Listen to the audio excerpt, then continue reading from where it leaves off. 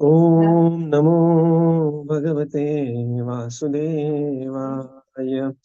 Om Namo Bhagavate Vasudevaya.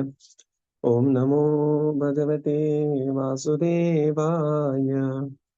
Narayanam Namaskritya Naram Chaiva Narottamam Devim Saraswatim Vyasam Tato Jayamudiraye. Nashtaprayeshu Bhadreshu Nityam Bhagavata Sevaya Bhagavatiruttama-shloke Bhaktir-bhavati Naistiki. Om Ajnana-timirandasya Jnana-anjana-shalakaya Chakshurunmilitam Yena Tasmai Sri Gurave Namaha. Sri Chaitanya Manobhishtam Sthapitam Yena Bhutale Swayam Rupa Kadamayyam Dadati Swapadantikam. Namo Viṣṇupadaya Krishna Presthaya Bhutale Śrīmate Bhakti Vedanta Swami Niti Namine. Namaste Saraswate Deve Gauravani Pracharine Nirvishesha Shunyavadi Paschatya Deshatarine. Jaya Sri Krishna Chaitanya Prabhu Nityananda Sri Advaita Gadadhar Srivasadi Gaura Bhakta Vrinda. Hare Krishna Krishna Krishna Hare Hare Hare Rama Rama Rama Hare Hare. Hare Krishna. Reading from Śrīmad Bhāgavatam. By His Divine Grace, A.C. Bhaktivedanta Swami Srila Prabhupada Ki Jai. We are reading from Canto 4, Chapter 9. Dhruva Mahārāja returns home. So we are in the section where we see appearance of the Lord, and Lord is empowering Dhruva to speak because Dhruva is unable to speak. So here Dhruva is taking darshan of the Supreme Lord, and he is overwhelmed by the appearance of the Lord, and he is, because he has not undergone any training in a per se in spiritual life, just a boy, he had never gone to Gurukul or anything like that, and therefore Dhruva is stunned there, unable to speak. Okay, so we come to text 3.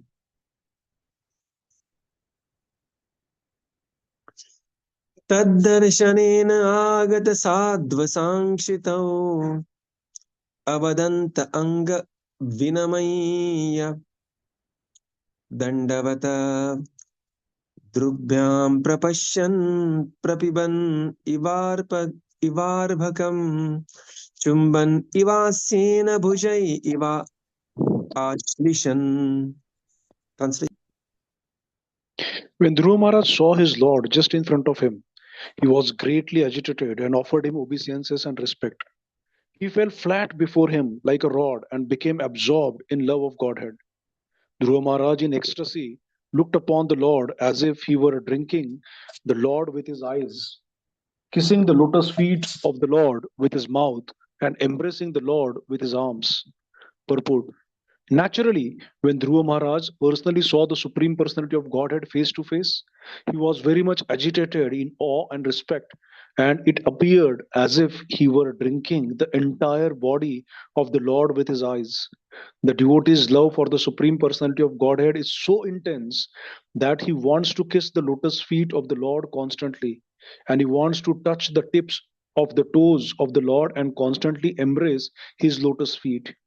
All these features of Dhruva Maharaj's bodily expression indicate that upon seeing the Lord face to face, he developed the 8 kinds of transcendental ecstasy in his body. Hare Krishna. Very, very, very beautiful words. When Dhruva Maharaj saw that his Lord just in front of him, what is the the feeling, experience of Maharaj Dhruva, that is this verse is narrating. He was greatly agitated positively and offered him obeisances and respect because he knew he is the Supreme Lord, he has come there. He felt like him, like the rod Dandavat, and became absorbed in love of Godhead. Dhruva, in his ecstasy, looked upon the Lord as if he was drinking the Lord with his eyes, right? Kissing the lotus feet of the Lord with his mouth and embracing the Lord with his arm. So Dhruva was just accepting the full personality of Godhead, in this such a beautiful way. In the purport, Srila Prabhupada explains that Dhruva Maharaj, when he personally saw the Supreme Lord face to face, he was very much agitated by awe and veneration. And it appeared that he was drinking the Supreme Lord through all his senses. And he was drinking the Supreme Lord, absorbing the personality with his eyes. The devotee's love for the Supreme Lord is so intense that he wants to kiss the lotus feet of the Lord constantly. So Dhruva was in such a great love for the Supreme that, we had our Gopal Krishna Goswami Maharaj, and he had so many Shaligram Shilas. And every day he used to worship his Shaligram Shila. Wherever he used to go, Maharaj, wherever he used to go, he used to go along with his entire set of deity paraphernalia and the deities. And so many times, he used to cry tears and literally kiss Shaligram Shilas in great ecstasy. So he wants to touch the tip of the toes of the Supreme Lord. And this is how Dhruva Maharaj, he developed all 8 types of ecstasy. So these 8 types of ecstasies are, when we chant this in our morning program. So these are the ecstasies. These are not the Ashtasiddhis are being talked about. These are the 8 ecstasies are being talked about. This is not Anima, Lagima, Mahima. Okay. These are the 8 kinds of transcendental ecstasies in his body. Text 4.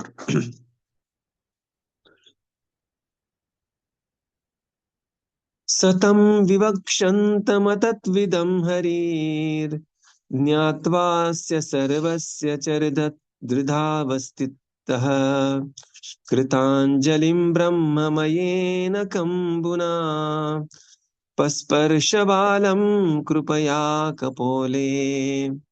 Translation.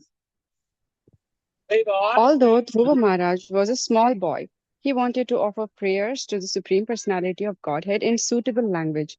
But because he was inexperienced, he could not adjust himself immediately. The Supreme Personality of Godhead, being situated in everyone's heart, could understand Dhruva Maharaj's awkward position. Out of his causeless mercy, he touched his conchshell to the forehead of Dhruva Maharaj, who stood before him with folded hands. Purport: every devotee wants to chant the transcendental qualities of the Lord. Devotees are always interested in hearing about the Lord's transcendental qualities, and they are always eager to glorify these qualities. But sometimes they feel inconvenienced by humbleness. The personality of Godhead, being situated in everyone's heart, specially gives a devotee intelligence to describe him. It is therefore understood that when a devotee writes or speaks about the Supreme Personality of Godhead, his words are dictated by the Lord from within. This is confirmed in Bhagavad Gita, 10th chapter. To those who constantly engage in the transcendental loving service of the Lord from within dictates what to do next in order to serve him. When Dhruva Maharaj felt hesitant, not knowing how to describe the Lord for want of sufficient experience, the Lord, out of his causeless mercy, touched his conchshell to Dhruva's forehead, and he was transcendentally inspired. This transcendental inspiration is called Brahma Maya, because when one is thus inspired, the sound he produces exactly corresponds to the sound vibration of the Vedas. This is not the ordinary sound vibration of this material world. Therefore, the sound vibration of the Hare Krishna mantra, although presented in the ordinary alphabet, should not be taken as mundane or material. So Dhruva, he wanted to offer suitable prayers to the Supreme Lord, but he was unable to do so. Because he was inexperienced, he was untrained, he could not adjust himself what to speak to the Supreme, how to offer the prayers. And the Supreme Lord, being Antaryami, he could understand Dhruva Maharaja's awkward position, and thus he touched his conchshell to the forehead of Dhruva, and thus he stood before him with folded hands. Kritāņjalim brahmamayena kambuna. In the purport, Srila Prabhupada explains, every devotee wants to chant, glorify, and hear about the Supreme Personality of Godhead. And the Lord is situated in everyone's heart and specifically gives intelligence to such a devotee who is always engaged. Tesham satata yuktanam bhajatam priti purvakam dadami buddhi yogam tam yenamam upayanti te. So the devotee who is always engaged in the service of the Supreme Lord, the words of such a devotees are very, very special. And it is literally the Supreme Lord guiding such devotee from within to write those words or to write those books. There is a classic story of Baladev Vidyabhushan, and he writing entire commentary on Vedanta Sutra called as Govinda Bhashya. And Srila Prabhupada also, he always said this, my books are written by the Supreme. I am just scribing them, but they are written by the Supreme Lord. They are dictated by Krishna to me personally. And what is the proof? The proof is that these books are creating such great transformation throughout the world. So therefore it is called as Brahmamayena. These books are also called as Brahmamayena. So Krutanjalir, here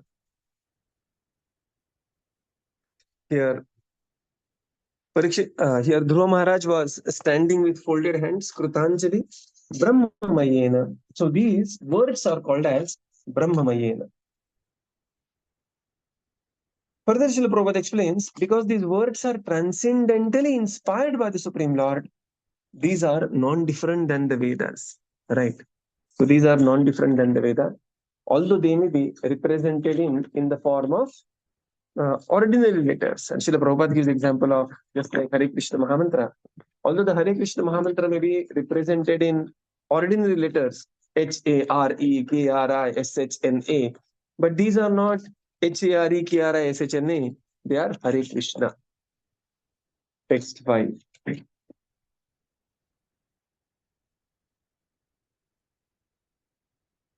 Savai tadaiva pratipaditam giram daivim paridnyat paratmanirnayah tam bhakti bhavo bhyagrunat tasatvaram parishruto urushravasya dhruvakshitihi.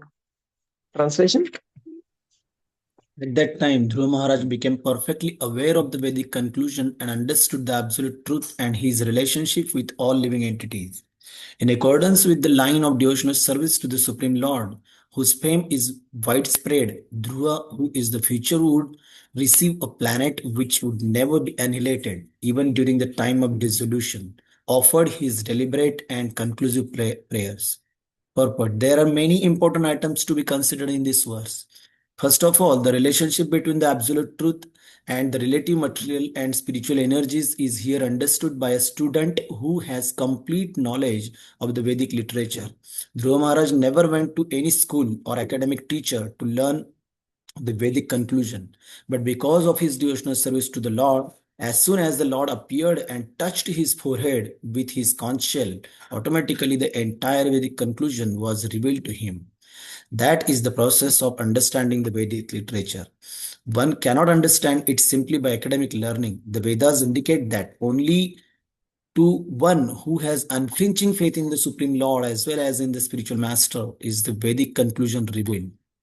The example of Dhruva Mahārāja is that he engaged himself in devotional service to the Lord according to the order of his spiritual master Narad Muni. As a result of his rendering such devotional service with great determination and austerity, the personality of Godhead personally manifested himself before him. Dhruva was only a child. He wanted to offer nice prayers to the Lord, but because he lacked sufficient knowledge, he hesitated. But by the mercy of the Lord, as soon as the Lord's conchshell touched his forehead, he became completely aware of the Vedic conclusion. That conclusion is based on proper understanding of the difference between Jiva and Paramatma, the individual soul and the super soul. The individual soul is forever a servant of the super soul, and therefore his relationship with the super soul is to offer service.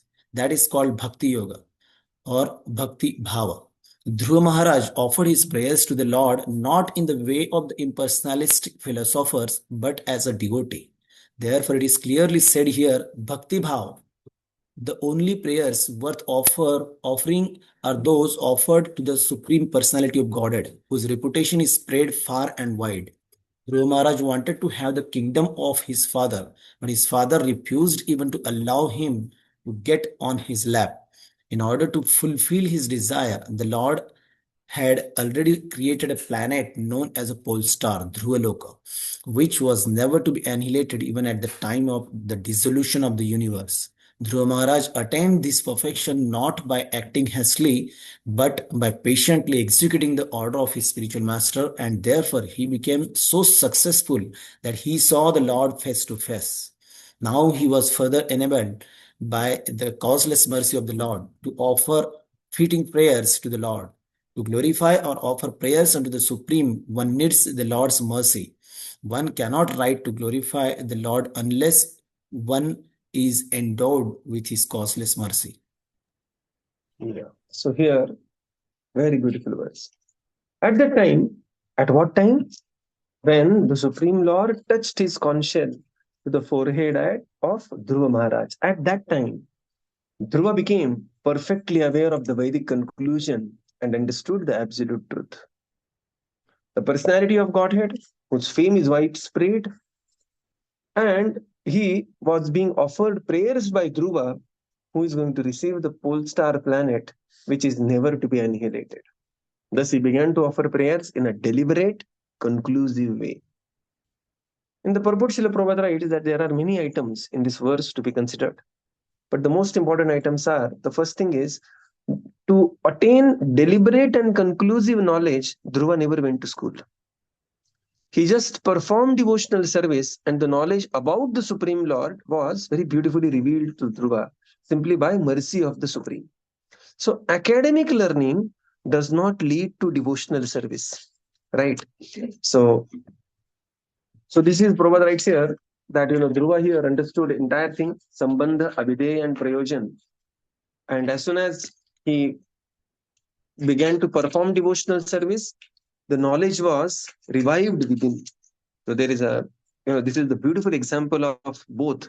Tesham satata yuktanam bhajatam priti purvakam dadami buddhi yogam tam. Supreme Lord is awarding buddhi, and from within, Dhruva is offering these prayers, right? And second is, Dhruva Maharaj is also testimony of this verse. Yasya deve para bhaktir yatha deve tatha guru prakashante mahatmana. Tasyeva krititartha prakashante mahatmana. That those who have unflinching faith in their spiritual master and the Supreme Lord, all the imports of the Vedas, the conclusions of the Vedas are revealed to such a person from within. So for these two shlokas, whenever we want to quote these two shlokas, the best example to give, one of the best example to give is Maharaj Dhruva. He had great faith in Narad Muni and the Supreme Lord, followed the process, and later we will see the prayers of Dhruva, amazing prayers offered by Dhruva Maharaj, right? And all these prayers were Spurita, all these prayers were inspired from within by the mercy of the Supreme Lord. Prabhupada writes here that the result of performing devotional service is the conclusion of the Veda, and the conclusion of the Veda is also Bhakti Bhava. So what did conclusively Dhruva realize? Dhruva realized that there is a difference between Atma and Paramatma, right? They are not the one. And Atma exists, Paramatma exists, and there is eternal relationship between the Lord and this devotee, and that is called as Swarupa, and the Swarupa Siddhi is called as devotional service. All this is summarized in one beautiful word here by Bhakti Bhava. Right. So Dhruva had performed these austerities with material thing in his mind. He wanted to have a planet greater than his father. He was very angry at his father. What to speak of giving the planet to Dhruva? Father refused even Dhruva to sit on the lap. And he was very angry with his father and mother, and more with father. And now he is going to attain imperishable fame, and the planet, which is Dhruva Loka, which is not to be annihilated. Even the entire Pralaya takes place, and even Brahmaloka is also annihilated. So Dhruva Maharaj attained this perfection, Prabhupada writes here, not by acting hastily, but by patiently executing the order of his spiritual master.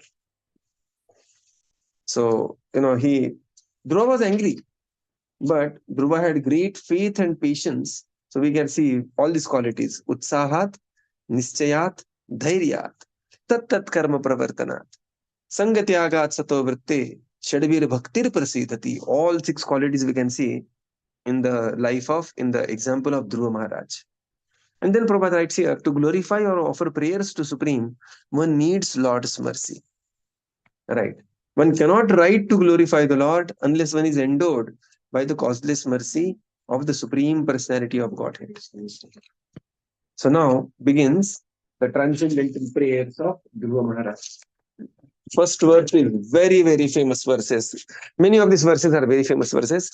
So we will be reciting some of these verses. So the prayers of Dhruva, they begin from 6 to 17. Okay, so these are the prayers of Dhruva. So we will be reciting the 6th verse.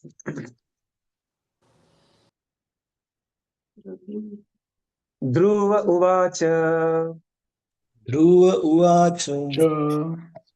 Yonta pravishya mama vachamimam prasuptam.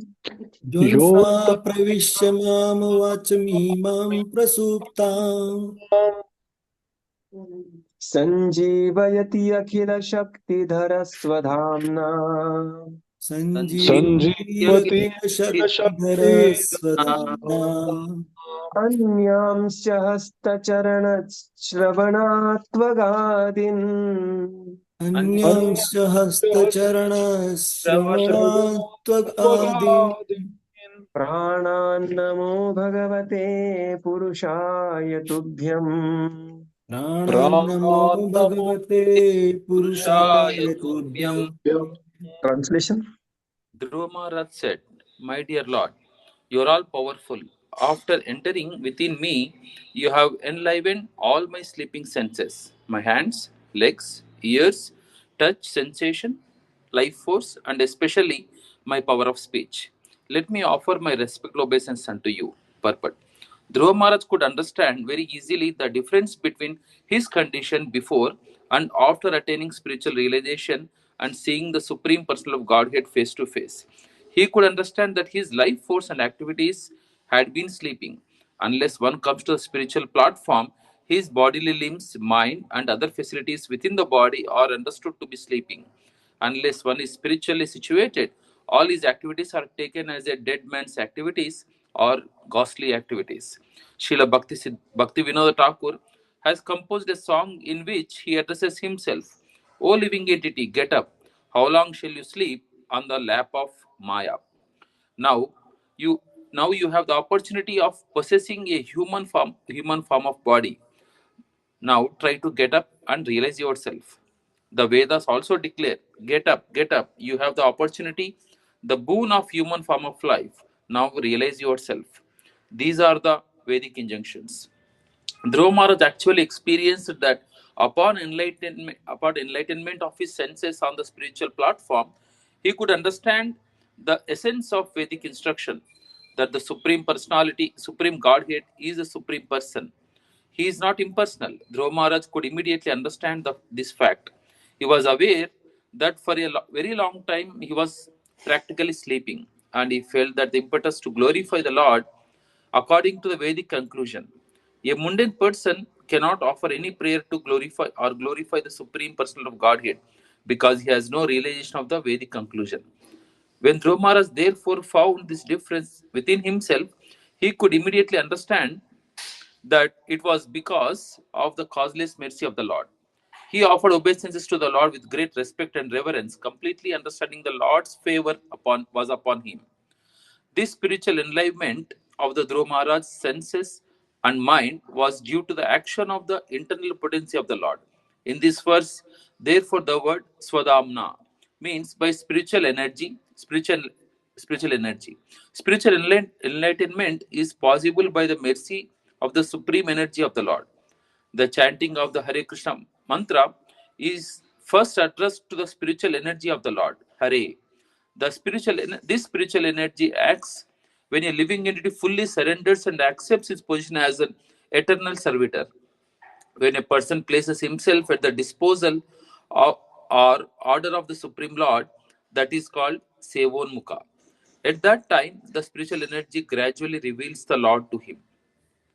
Without revelation by the supreme spiritual energy, one is unable to offer prayers glorifying the Lord. Any amount of philosophical speculation or poetic expression by mundane persons is still considered to be the action and reaction of the material energy. When one is actually enlivened by the spiritual energy, all his senses become purified, and he engages only in the service of the Lord. At that time, his hands, legs, ears, tongue, mind, genitals, and everything engage in the service of the Lord. Such an enlightened devotee no longer has any material activities, nor has he any interest in being materially engaged. This process of purifying the senses and engaging them in the service of the Lord is known as Bhakti or devotional service. In the beginning, the senses are engaged by the direction of the spiritual master and Shastra. And after realization, when the same senses are purified, the engagement continues. The difference is that in the beginning, the senses are engaged in a mechanical way, but after realization, they are engaged in spiritual understanding. Thank you, Prabhu. So this is a very famous prayer by Dhruva. Yonta pravishya mama vachi imam prasuptam sanjivayat akhila shaktidhara swadhamna. So you are saying, my dear Lord, you are all powerful. After entering within me, you have enlivened all my sleeping senses and especially the power of speech. Let me offer my respectful obeisances unto you. In the purport, Srila Prabhupada explains that Dhruva Mahārāja could clearly differentiate between his condition before and after attaining spiritual realization and seeing the Supreme. Unless we come to the spiritual platform, our senses will not actually begin their own meaningful activity. Otherwise, also the senses are acting. But when we are on the spiritual platform, the senses will see the object worth seeing. Eyes will see the object worth seeing. That is, the form of the Supreme Lord. The Shravana Indriya, they will hear the object which is worth hearing. That is glories of the Supreme Lord, holy names of the Lord. So, Savaimana Krishna Padaravindayor, and this is how the senses will be enlivened and they will come back to life. And this process is called as actually getting up. And Prabhupada quotes here that Jiva Jago song of Bhaktivinoda Thakur, saying that how long you are going to sleep on the lap of the Pishachi Maya. Jiva Jago, Jiva Jago. Bhagavad Gita also there is Uttishta, Jagrata, Tasmat Uttishta Kaunteya. So this is about awakening the senses. What is that Uttishta means? That Uttishta means awaken the senses by engaging them in pure devotional service. Now this awakening, Prabhupada writes, was due to the mercy of internal potency of the Lord or Śrīmati Radharani or Lakshmi Devi. Right? That is called as Swadhamna.